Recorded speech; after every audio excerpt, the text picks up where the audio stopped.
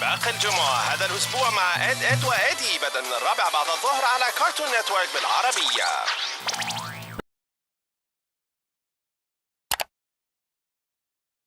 سلسلة جديدة في القناة بمناسبة وصولنا لل1000 مشترك، والتي سوف نطرح فيها قصص قنوات الكرتون بين الماضي والحاضر.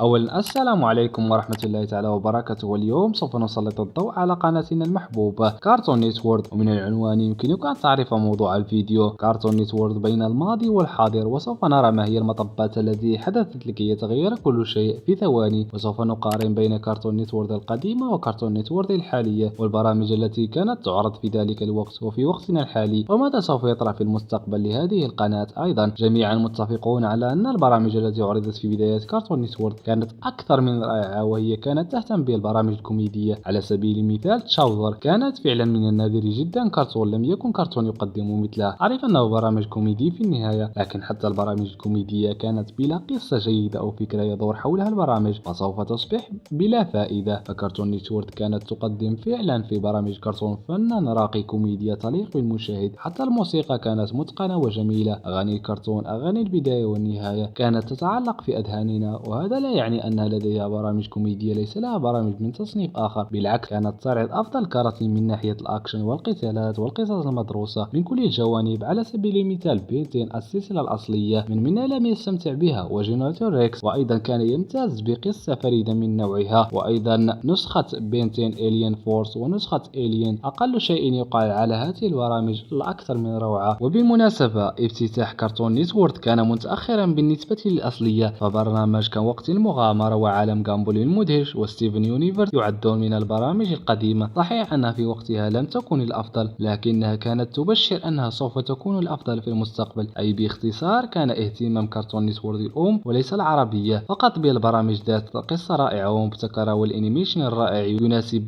أكبر قناة انيميشن حاليا. لكن للأسف الشديد هذه البرامج قد اختفت، أو بالأصح نفذ المؤلفون وتوقفوا عن إنتاج المزيد. بدلا من أن يأتوا أشخاص لينتجوا برامج رائعة، جاءوا أشخاص لإعادة البرامج القديمة، وهذا ما يقودنا إلى كرتون نتورك الحالية.